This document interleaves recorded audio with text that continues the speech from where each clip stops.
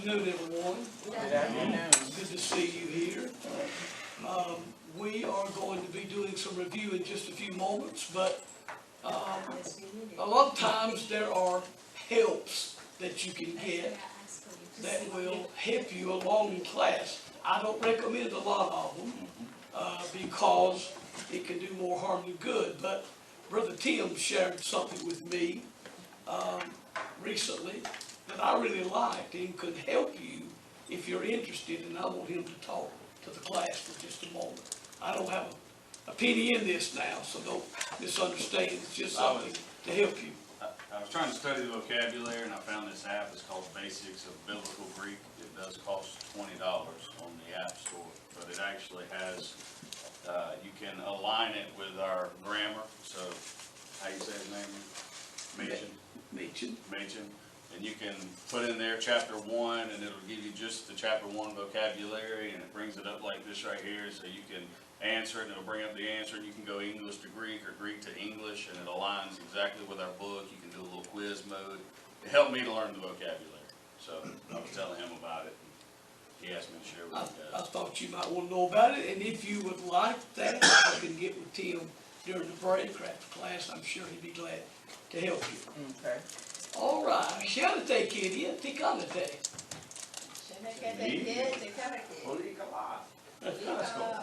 All right, let's do it as a class. What do you say? Shanate, Kitty, Tikanate. Ready? Which means, hello, sir. How are you? Shanate, hello. Kidia, sir.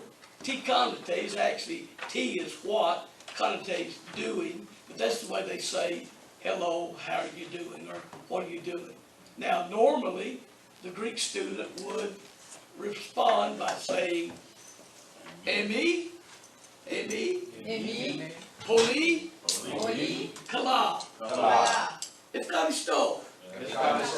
So, you're talking to me? Okay? Poli is very, or many sometimes, but for our case, very, poli, very, kala, good, efkaristo, thank you, efkaristo, thank you. Now, notice please, your response to that would be ke, which is and, ke, amen, and you. So here's what it sounds like. Shabate kiria, tikanate. Emi, polikala, efkaristo, ke sis, or ke amen, and you. So it's a greeting. We're learning a greeting. Tonight we're going to do some review because of the week we had a break and some things that have come up in our lives that have caused us to be absent. So I'd like for you to turn in your grammar to page number 24. And we're going to talk about cases and case endings. Cases and case endings. Page 24.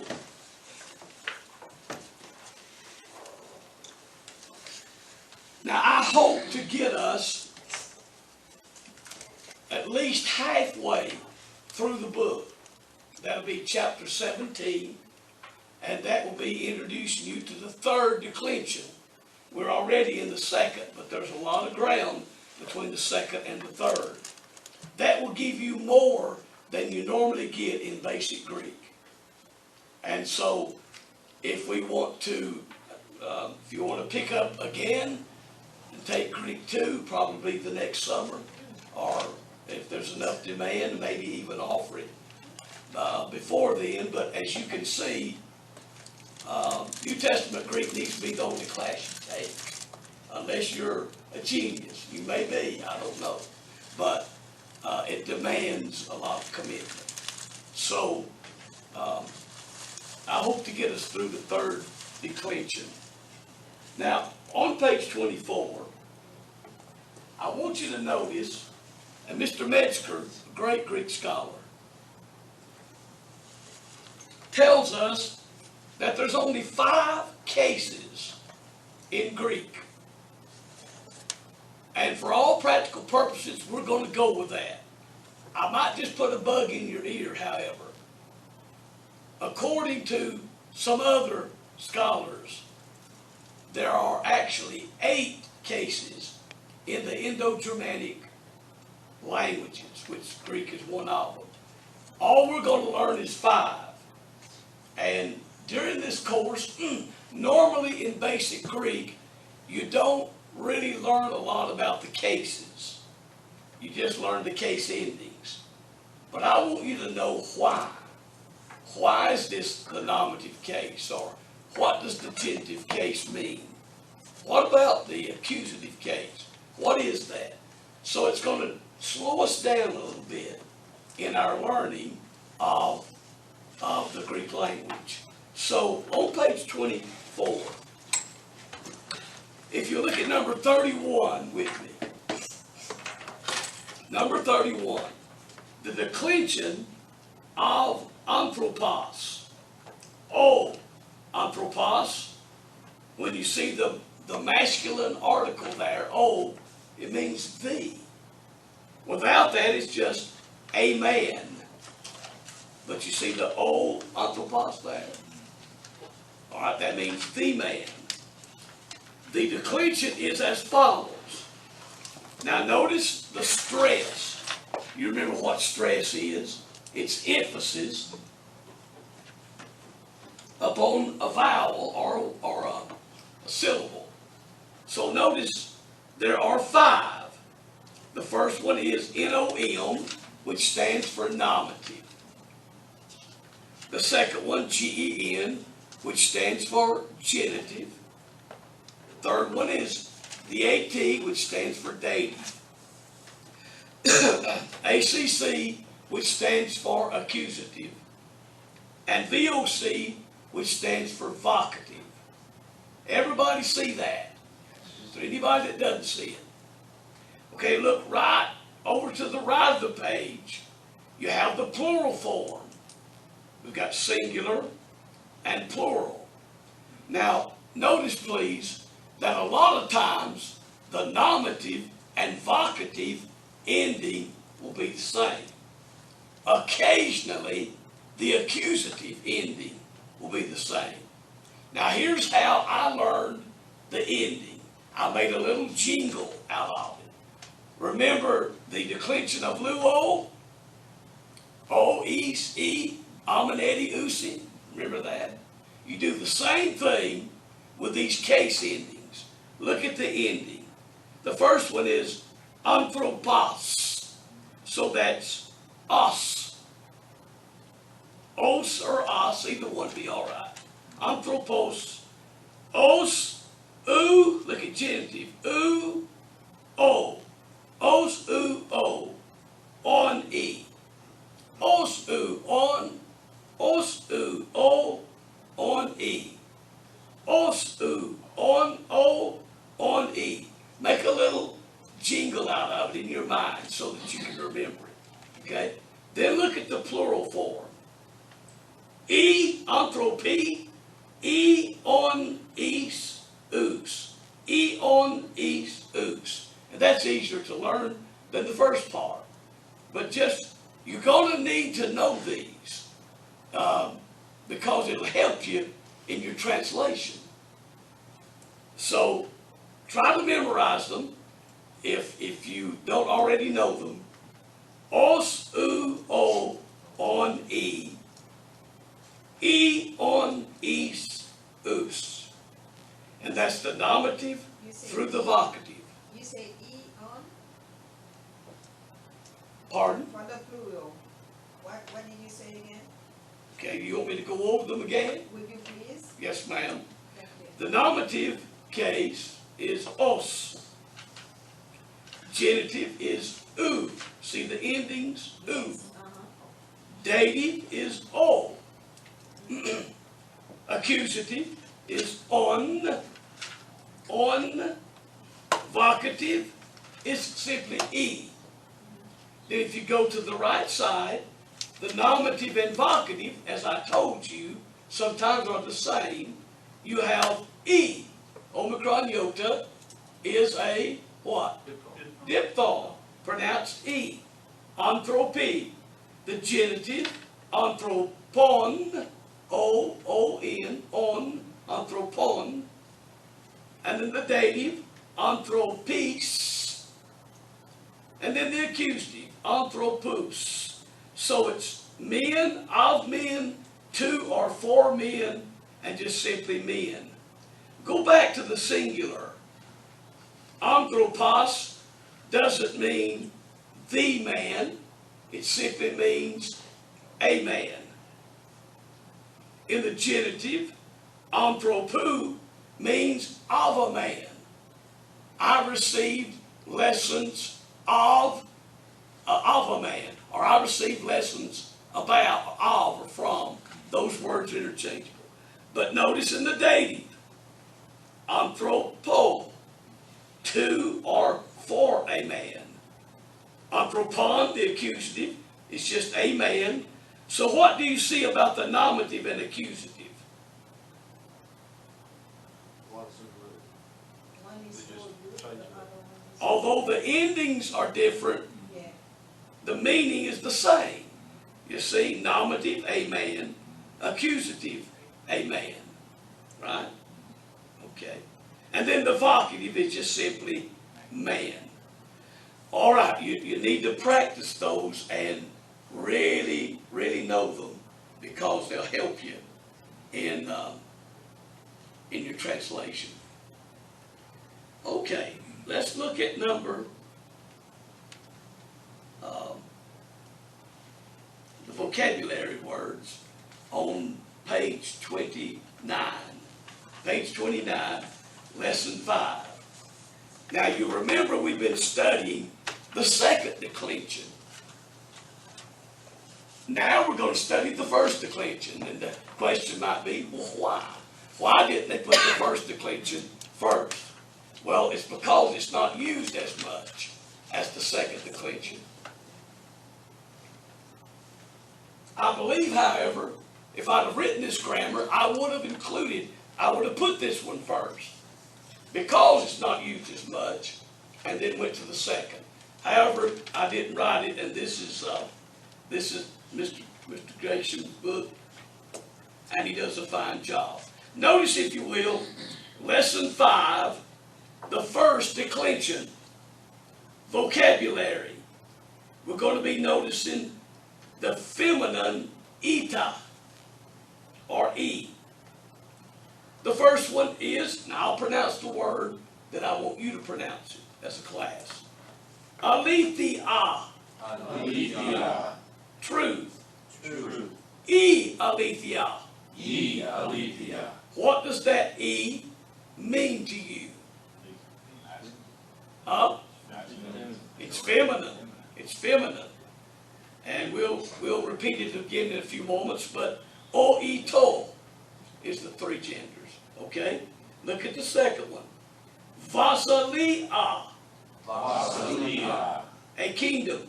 A kingdom. E Vasilia. E Vasilia. Graphi. Graphi. E graphi. E graphi. A writing or a scripture. A scripture. Okay? Voxa. Doxa.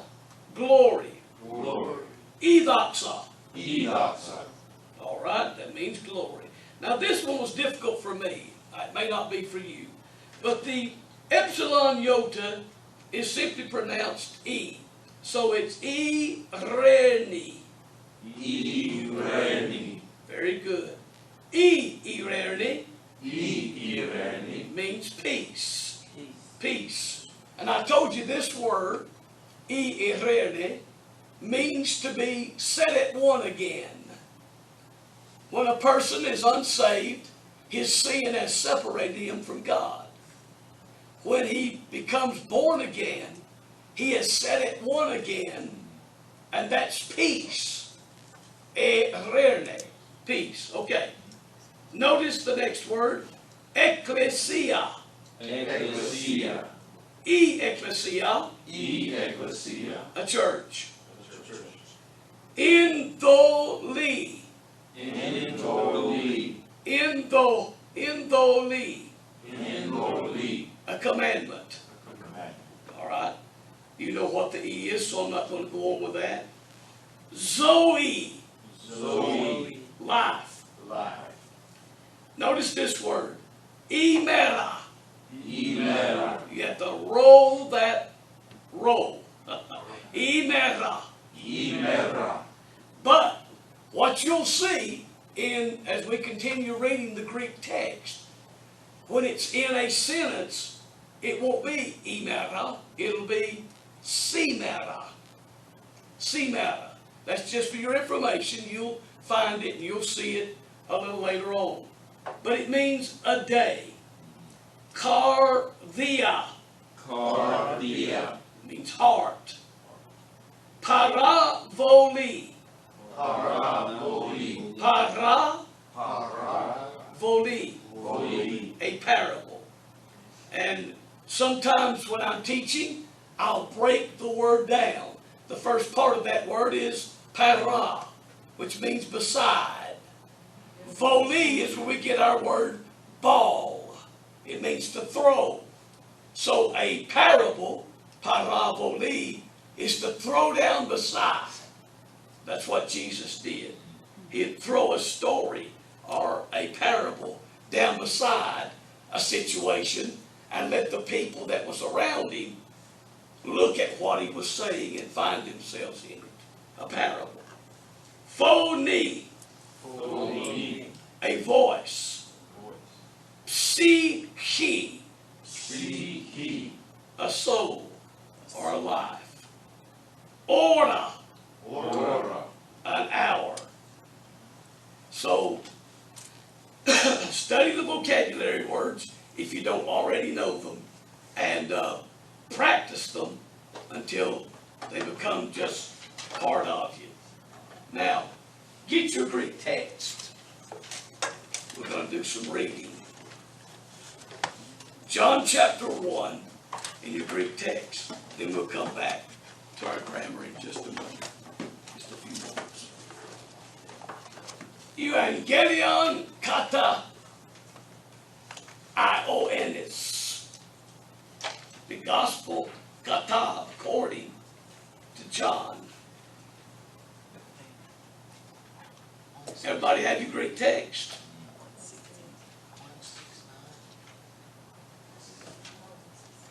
All right.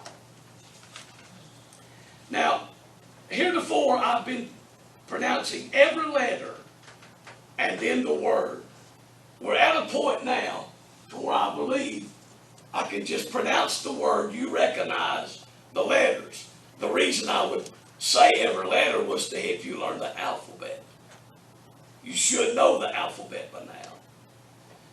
There's no problem, however, in you reviewing to make sure you know and recognize each letter. But today, I'm going to say the word. I want you to repeat the word after me. Then I'm going to come back and tell you what it means. In archi, Archi, in o logos. Logos, In beginning, or the beginning, was the word. In archi, in o logos. All right, here we go. Ke o logos in proston theon. So the first word is ke. Ke, O O, logos. Logos, In proston Pros, Ton, theon. Theon, And, K is and, the masculine article, the, and the word was, in is was, pros can be translated with, ton theon, God. Normally, when the word means our God, there is an article before it. That's what ton is, okay? So, and the Word was with God. Okay, now next. Ke theos Theos. in In. o logos. Logos. And God was the Word. Ke theos in o logos. Now you see the period there. We learned the pronunciation. We learned the punctuation marks earlier. Look at the next word. Omicron iota is to be pronounced off. Oftos. Oftos. Oftos in archi proston theon. Utos is a demonstrative pronoun meaning that one or this one. This one, in is was, in is in, the beginning or the key, pros is with, ton theon is God. So that one is the remote demonstrative pronoun, pointing out which one we're talking about. That one was with God. Now these next three words literally go together. They run together in communication. Panda theoptu. Very good. Notice the delta epsilon, the. There is an apostrophe there. Notice that. In the Greek it's apostrophos. That means that there has been a letter elided. That means dropped off. Normally, that word is dia, which can mean through, dia. But because it's followed with another alpha, it's elided. And the apostrophe tells you that. So, panda theoptu. All things through him. Panda theoptu. Iyeneto. Came to be. All things through him came to be. I'd love to pause and teach you some things right there.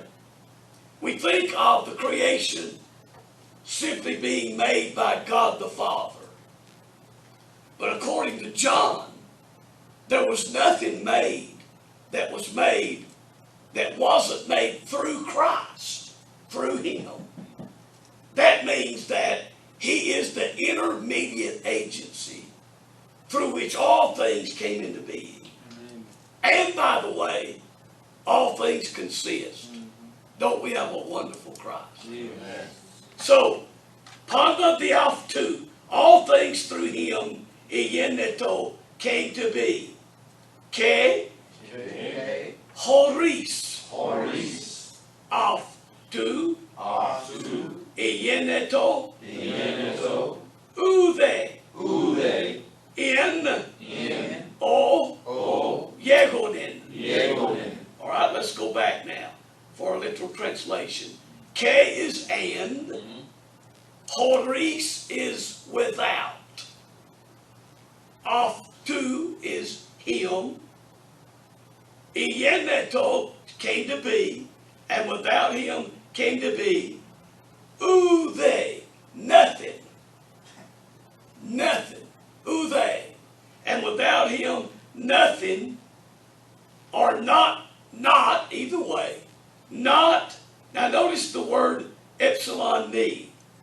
It has a rough breathing mark before it, which is a signal that that's the number one, not the word in.